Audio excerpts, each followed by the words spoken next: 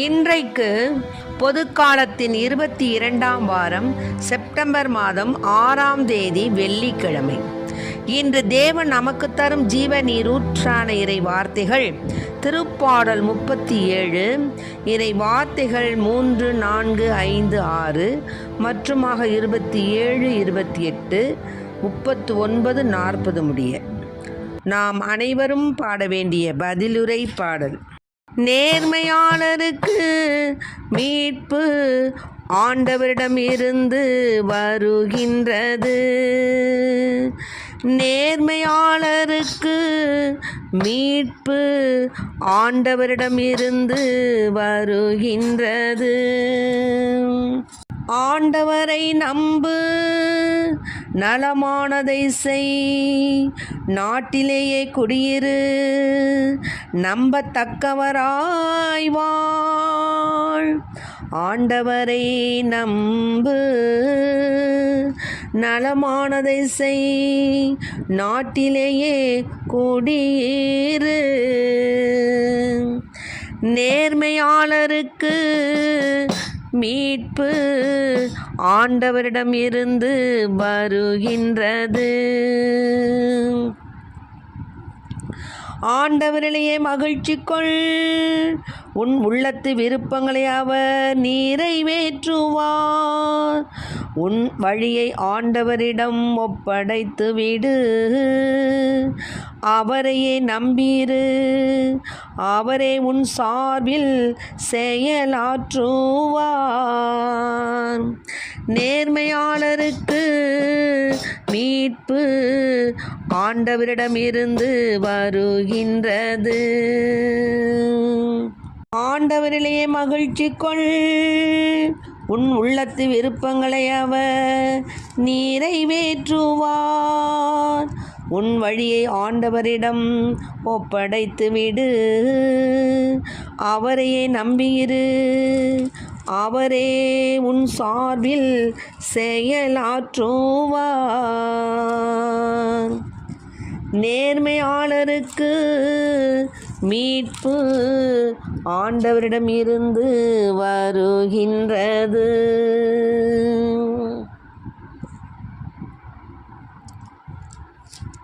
தீமை நின்று விலகு, நல்லது செய், எந்நாளும் நாட்டில் நிலைத்திருப்பாய். ஏனெனில் ஆண்டவர் நேர்மையை விரும்புகின்றார், தம் அன்பரை அவர் கைவிடுவதில்லை, அவர்களை என்றும் பாதுகாப்பார். பொல்லாரின் மரபினரோ வேரறுக்கப்படுவர். நேர்மையாளருக்கு மீட்பு ஆண்டவரிடம் இருந்து வருகின்றது. ஏனெனில் ஆண்டவர் நேர்மையை விரும்புகின்றார், தம் அன்பரை அவர் கைவிடுவதில்லை, அவர்களை என்றும் பாதுகாப்பார். பொல்லாரின் மரபினரோ வேரறுக்கப்படுவர். நேர்மையாளர் நிலத்தை உடைமையாக்கிக் கொள்வர்.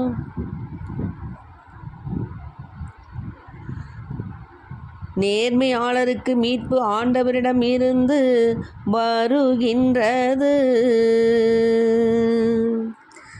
நேர்மையாளருக்கு மீட்பு ஆண்டவரிடம் இருந்து வருகின்றது. இன்று தேவன் நமக்கு தரும் ஜீவ நீரூற்றான இறை வார்த்தைகளை கேட்டோம். என்னன்னா, பொல்லார் நல்லார் முடிவுகள். பொல்லாருக்கு எப்படிப்பட்ட முடிவுகள், நல்லாருக்கு எப்படிப்பட்ட முடிவுகள்? அதாவது தீமை செய்வோரை கண்டு நம்ம மனம் புழுங்கக்கூடாது, பொல்லாங்கு செய்வோரை கண்டு நம்ம பொறாமப்படக்கூடாது. ஏன்னா அவர்கள் புல்லை போல் விரைவில் உலர்ந்து போவர், பசும் பூண்டை போல் வாடி போவாங்க. அவன் நல்லா இருக்கானே, அவன் செய்கிறதெல்லாம் கடவுளுக்கு விரோதமானது, செய்கிறதெல்லாம் அக்கப்போரு, ஆனால் அவன் நல்லா இருக்கிறானே, அவன் எப்படி இப்படி நல்லா இருக்கான் அப்படின்னு நம்ம மனதில் சில நேரம் நினைக்கிறோம். அந்த மாதிரி நினைக்க தேவையில்லை. ஏன்னா இங்கே சொல்லிட்டாங்க பாருங்கள், திருப்பாடல் 37 முதல் வார்த்தை என்ன சொல்கிறாங்க? 37 தீமை செய்வோரை கண்டு மனம் புழுங்காதே, பொல்லாங்கு செய்வோரை கண்டு பொறாமைப்படாது. ஏனெனில் அவர்கள் புல்லை போல் விரைவில் உலர்ந்து போவர், பசும் பூண்டை போல் வாடி போவர். அதனால நீ என்ன பண்ணு, ஆண்டவருக்கு நலமானதை செய், ஆண்டவரை முதல்ல நம்பு, நாட்டிலேயே குடியிரு, நம்பத்தக்கவராய் வாழ்ந்து ஆண்டவருக்குள்ளார மகிழ்ச்சி கொள் அப்படின்னு சொல்கிறாங்க. ஆக ஆண்டவரிலேயே மகிழ்ச்சி கொண்டோம்னா நம்முடைய உள்ளத்து விருப்பங்களையெல்லாம் என்ன பண்ணுவார் ஆண்டவர்?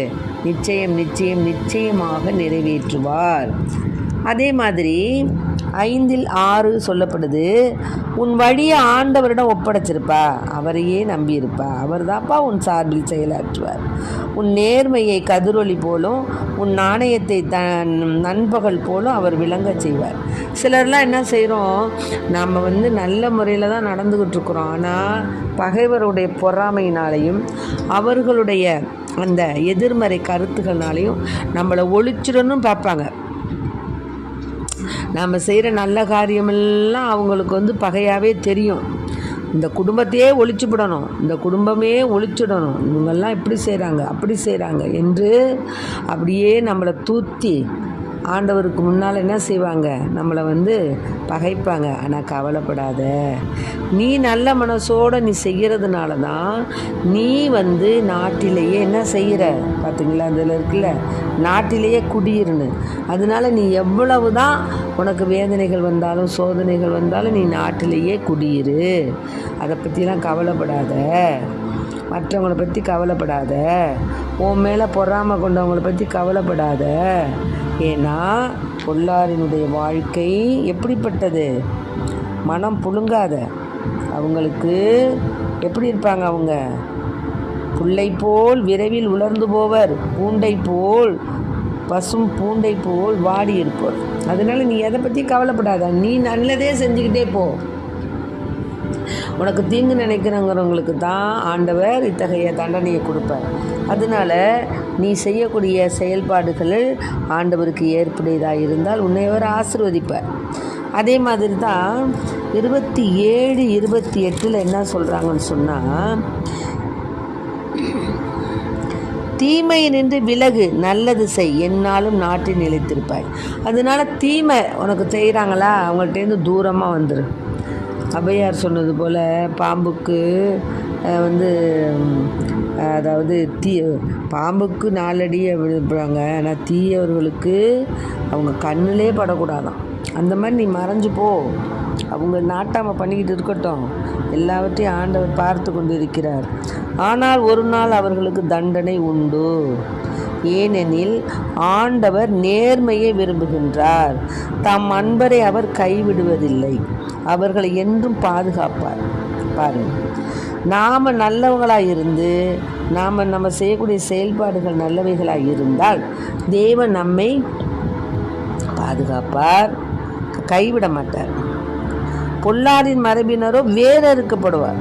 அதனால் நீ எதை பற்றியும் கவலைப்படாத, நீ செய்கிற நன்மையை செய். நீ என்ன காரியம் செய்யணுமோ ஆண்டவருக்கு உகந்த காரியத்தை நீ பாட்டுக்கு செஞ்சுக்கிட்டே இரு.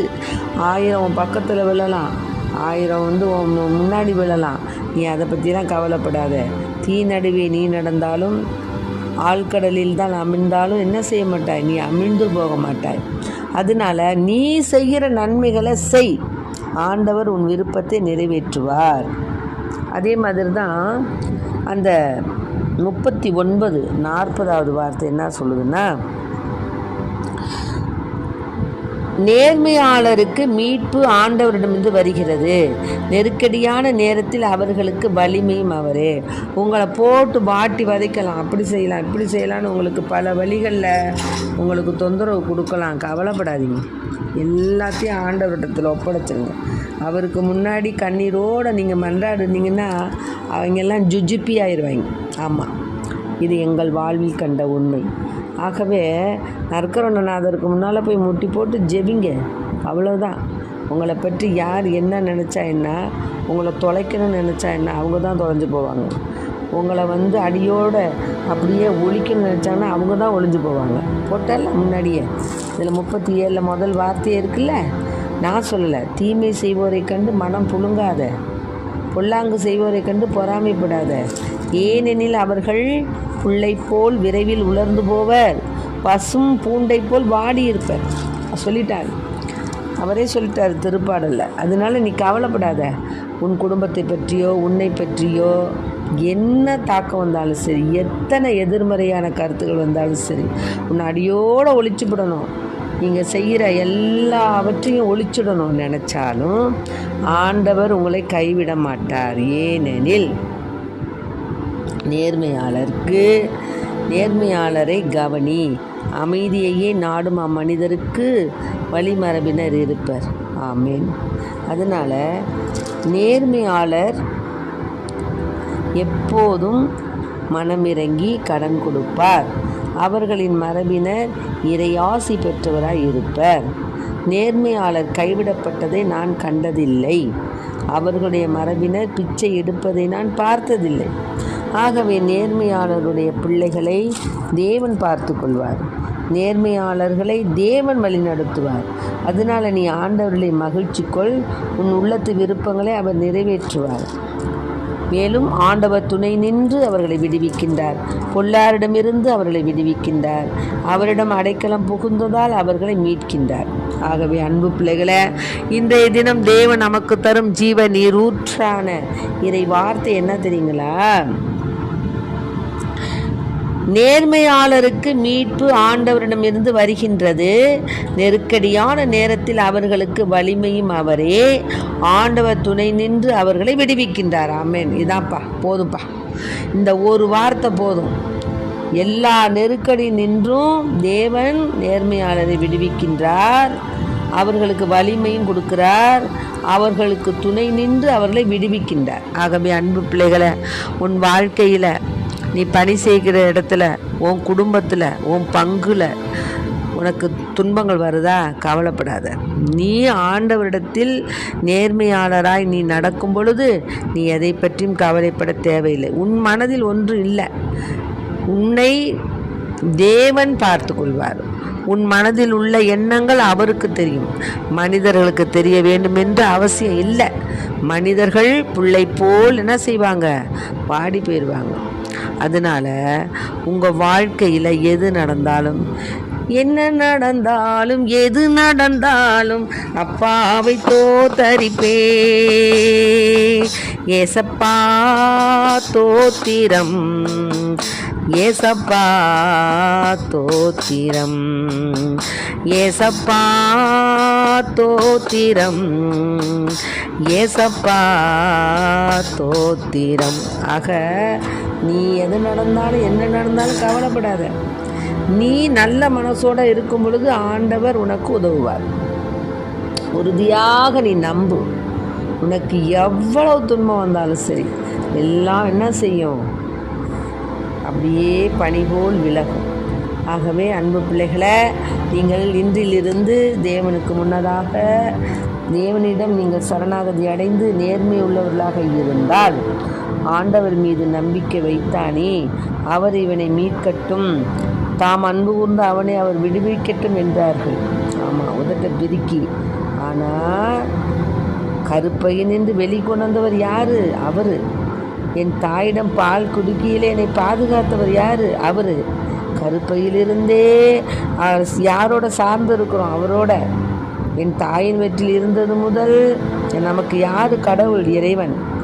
ஆக தேவன் நம்மை விட்டு தொலைவில் போகாதபடி ஆபத்துகள் நேர்ந்த நேரத்திலும் உதவி செய்ய யாருமில்லை என்று நாம் அங்கலாய்க்க தேவையில்லை.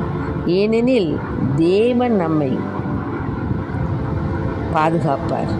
பாதுகாத்து நாய்களின் வெறியில் நின்று நம் ஆருயிரை காப்பாற்றுவார். சிங்கங்களின் வாயிலிருந்து நம்மை காப்பாற்றுவார். காட்டெருமைகளின் கொம்புகளில் சிக்கியுள்ள நம்மை பாதுகாப்பார். ஆமென். Praise the lord. மரியே வாழ்க. இயேசுவுக்கு புகழ், இயேசுவுக்கு நன்றி. இயேசுவின் இரத்தம் எங்கள் ஜெயம்.